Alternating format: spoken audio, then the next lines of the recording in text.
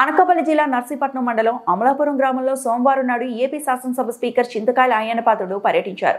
నెలవారీ పింఛన్ల పంపిణీ కార్యక్రమంలో భాగంగా ఆయన గ్రామంలోని లబ్ధిదారుల ఇళ్లకు స్వయంగా వెళ్లి వారి యోగక్షేమాలను అడిగి తెలుసుకుంటూ పింఛన్ సొమ్మును అందజేశారు. ఈ సందర్భంగా స్పీకర్ అయ్యన్నపాత్రుడు మాట్లాడుతూ రాష్ట్రంలోని కూటమి ప్రభుత్వం ప్రజా సంక్షేమమే ధ్యేయంగా పనిచేస్తుందని అన్నారు. ముఖ్యంగా సామాజిక పింఛన్ల పంపిణీని ప్రభుత్వం అత్యంత ప్రతిష్టాత్మకంగా తీసుకుందని తెలిపారు. గతంలో ఎన్నడూ లేని విధంగా ప్రతి నెల 1వ తేదీనే సూర్యోదయానికి ముందే అవ్వాతాతలు, వితంతువులు, దివ్యాంగుల గడప వద్దకే వెళ్లి పింఛన్లు అందిస్తున్నామని గుర్తు చేశారు. అర్హులైన ప్రతి ఒక్కరికి సంక్షేమ ఫలాలు అందాలన్నదే ప్రభుత్వ లక్ష్యమని ఆయన స్పష్టం చేశారు.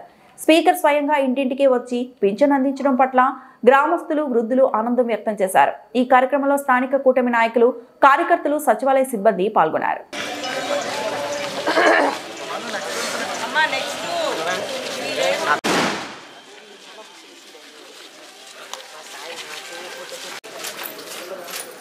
మంచి ఫోటో. సరే, ఎన్ని ఇబ్బందులు ఉన్నా ఏది ఆగిపోయినా పెన్షన్ మాత్రం రాకూడదని చెప్పి చంద్రబాబు నాయుడు గారు ఆదేశారు. అంటే ప్రతి నెల 1వ తారీఖున రాష్ట్ర వ్యాప్తంగా మనం ఈ పెన్షన్ కార్యక్రమం ఇస్తున్నాం. అధికారులు కూడా, ఆఫీసర్లు కూడా పాపం పండగ రోజైనా సెలవు రోజైనా సరే ఈ పేదవాళ్ళకి ఇవ్వాలని ఉద్దేశించిన వాళ్ళు కూడా డ్యూటీలకు వస్తున్నారు. సాధారణ ఆఫీసులు ఆదివారం కూడా రారు, సెలవు ఒక్కరోజుకి సెలవు వారానికి అయినా సరే ఆదివారం అయినా పండగ అయినా సరే ఇవ్వాలని చెప్పి వాళ్ళు కూడా సహకరిస్తున్నారు. మరి మీ తరఫున వారికి కూడా ధన్యవాదాలు తెలియజేస్తున్నాను. ఈవేళ పెన్షన్ అన్నది ఆ రోజు ఎన్టీ రామారావు గారి టైంలో ఇచ్చారు. ఆ రోజుల్లో అంటే ఎంత ఇచ్చేవాడిని ఎన్టీ రామారావు గారి టైంలో మనిషికి 75 రూపాయలు. అంటే ఆ రోజులు రామారావు గారు మొట్టమొదటి పెట్టారు. పెద్ద ఆయన మళ్ళీ మా చనిపోయిన తర్వాత చంద్రబాబు వచ్చిన తర్వాత రోజులు మారే, ఖర్చులు పెరిగాయి.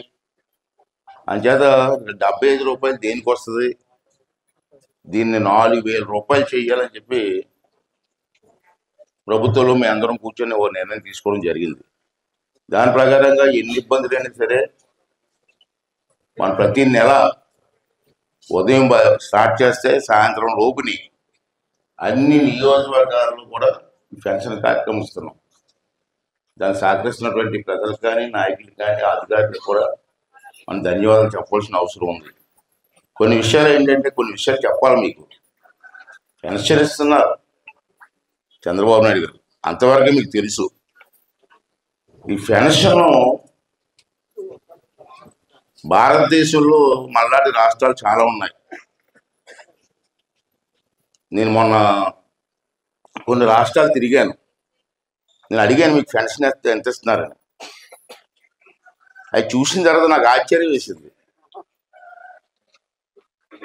మిగతా రాష్ట్రాల్లో ఇంత పెన్షన్ ఇవ్వట్లే. ఇవాళ చెప్తాను మీకు,